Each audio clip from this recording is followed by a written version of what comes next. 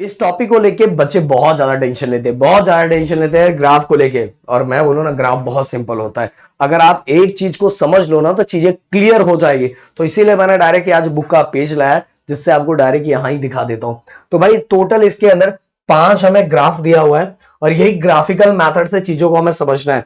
तो पहला अगर आप देख रहे हो, अगर आपको दिखाई दे रहा है तो इसके अंदर आप हेडिंग अगर आप देखते हो तो graphical method of motion motion और इसके अंदर जो ग्राफ प्लॉट किया हुआ है वो ग्राफ जो एक्स एक्सिस है वो टाइम है, वाई एक्सिस है जो हमारा एक्स दिया हुआ है। एक्स एक्सिस टाइम और वाई एक्सिस एक्स दिया हुआ है। क्लियरली समझ लो, ये हमारा टाइम दिया हुआ है, वाई एक्सिस पे डिस्प्लेसमेंट दिया हुआ है। और आप सभी को पता है डिस्प्लेसमेंट अपॉन टाइम क्या होता है, वेलोसिटी होता है। मतलब दोनों के हेल्प से हम वेलोसिटी को क्या कर सकते हैं, फाइंड कर सकते हैं। तो पहला जो ग्राफ प्लॉट किया हुआ है उसके अंदर आप देखोगे object at a rest, object rest में है। मतलब कहने का मतलब क्या है गाइस, कि मान लो ये मैंने बताया कि ये जो वाई एक्सिस है, ये वाला वाई एक्सिस, ये वाई एक्सिस हमें क्या दिखा रहा है, डिस्प्लेसमेंट दिखा रहा है। तो आप देखोगे कि एक जगह जाके ये रुका हुआ है, ऐसे रुका हुआ है।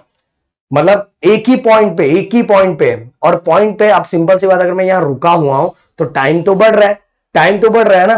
तो ये वाला जो एक्सिस है, ये इस लाइन में अगर कुछ बढ़ रहा है मतलब टाइम बढ़ रहा है, टाइम बढ़ रहा है, पर वाई एक्सिस पे एक ही पॉइंट पे वाई एक्सिस पे एक ही पॉइंट पे, मतलब डिस्प्लेसमेंट नहीं हो रहा है बट टाइम बढ़ रहा है। ये ग्राफ इस तरह से समझ में आएगा आपको। देखो ध्यान से देखो, एकदम क्लियरली समझोगे।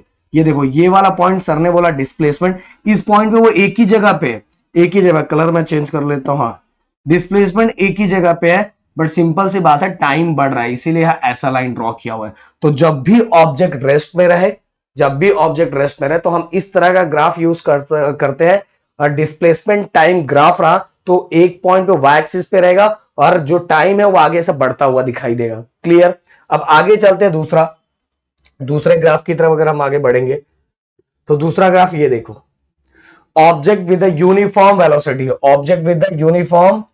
अगर मैं थोड़ा इसको बड़ा कर दूं, दिख रहा है? हाँ, ऑब्जेक्ट विद यूनिफॉर्म वेलोसिटी मतलब आप सभी को पता है equal distance in equal interval of time. इसको हम यूनिफॉर्म बोलते हैं, जो हमने 9th स्टैंडर्ड में पढ़ा था। Okay, equal displacement in equal interval of time, ये हमारे लिए होगा यूनिफॉर्म वेलोसिटी।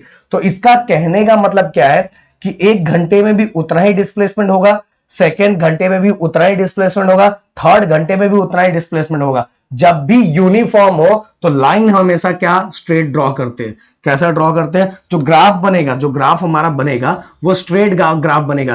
क्योंकि आप सभी को पता है कि हर घंटे के अंदर सेम ही डिस्प्लेसमेंट हो रहा है। हर घंटे के अंदर अगर सेम डिस्प्लेसमेंट हो रहा है तो लाइन जो ड्रॉ होगा वो कैसा होगा, स्ट्रेट होगा। ये दिमाग में रख लो। ओके, और ये यहां एक चीज और समझने वाली है, इसको मैं ब्लैक ले लेता हूं।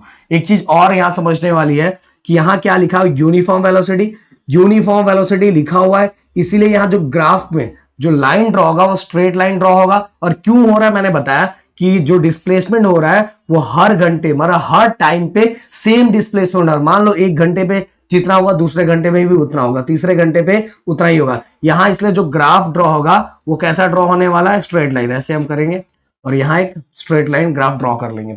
अब यहां क्या लिखा हुआ है, object with the uniform velocity along positive axis रहा तो ऊपर की तरफ, अपवर्ड डायरेक्शन में स्ट्रेट लाइन हमारा क्या होगा, जो लाइन ड्रॉ होगा।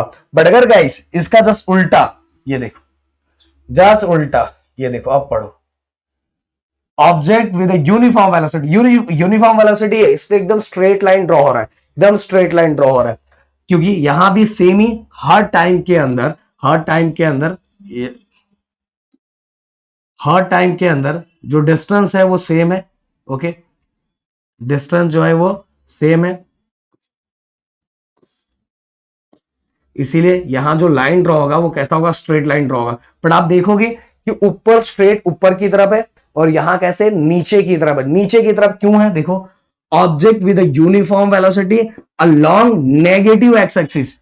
जब भी नेगेटिव एक्स एक्सिस रहा तो जो लाइन इंक्लाइन डायरेक्शन में, स्ट्रेट डायरेक्शन में, वो नीचे की तरफ रहेगा। कहां की तरफ रहेगा, नीचे की तरफ।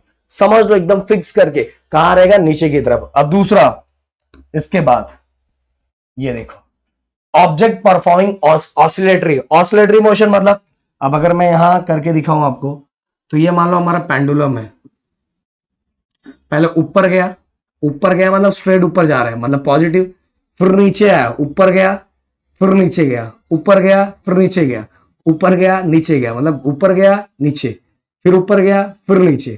कहने का मतलब क्या, then plus minus, positive X axis, negative X axis, positive X axis, negative X axis, positive X axis, negative X axis. Clearly आपको समझ में आ रहा होगा।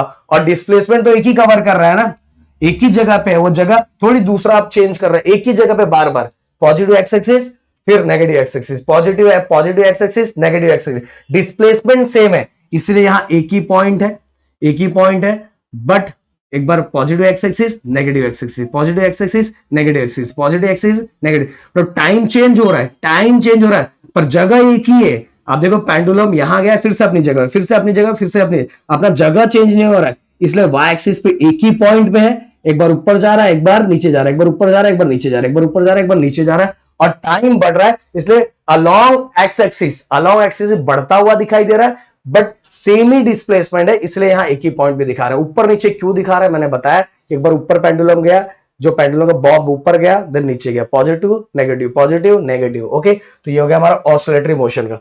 अब देखो गाइस आगे,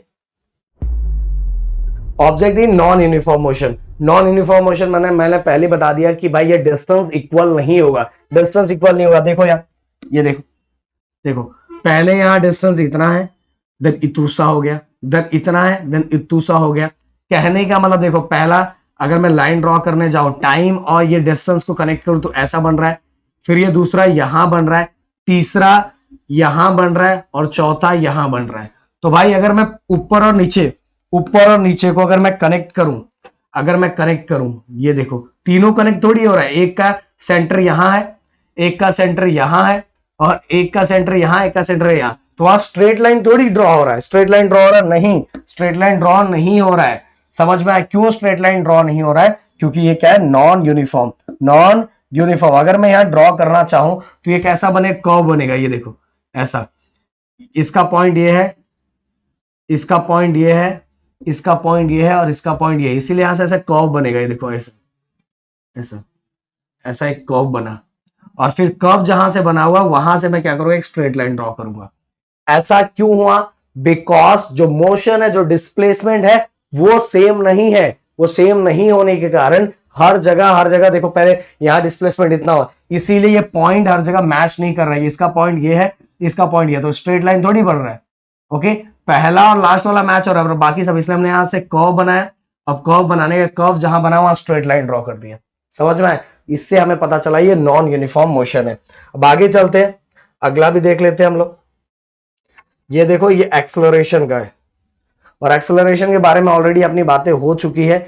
एक्सेलरेशन, ये देखो, acceleration final velocity minus initial velocity, final velocity minus, मैं नीचे वाले को इनिशियल वेलोसिटी दिखा रहा हूं, final velocity minus initial velocity, और जितना उसको टोटल टाइम लगा, टोटल एवरेज टाइम लगा, तो एवरेज एक्सेलरेशन फाइंड करने के लिए एवरेज वेलोसिटी और टोटल टाइम को जो हम डिवाइड करेंगे, v2 माइनस v1, और उसको जो एवरेज टाइम लगा हुआ है, दोनों को हम डिवाइड करेंगे तो हमें एवरेज एक्सेलरेशन क्या हो जाएगा, मिल जाएगा। और इसके लिए भी गाइस देखोगे सेम सेम सेम सेम, ये देखो पहले वाला, पहले मैं यहां देखता हूं, हाँ यही पहला दिया हो, ये देखो।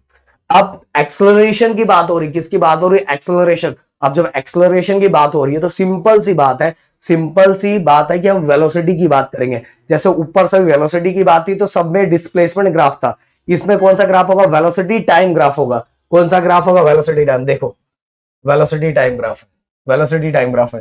पहला देखो क्या है, object moving with the constant velocity, एक ही वेलोसिटी से मूव हो रहा है, एक वेलोसिटी से, मतलब चेंज, वेलोसिटी चेंज नहीं हो रहा। तो ये वाला जो वाई एक्सिस है ये वेलोसिटी दिखा रहा है, और जो एक्स एक्सिस है वो टाइम दिखा रहा है। क्या दिखा रहा है, टाइम। तो एक ही वेलोसिटी से है, मतलब वेलोसिटी चेंज नहीं हो रही है, मतलब फाइ है तो बस फाइ, मतलब फाइ है तो बस फाइ, इसलिए यहां देखो एक ही पॉइंट है, और इसके साथ टाइम तो चेंज होगा ना।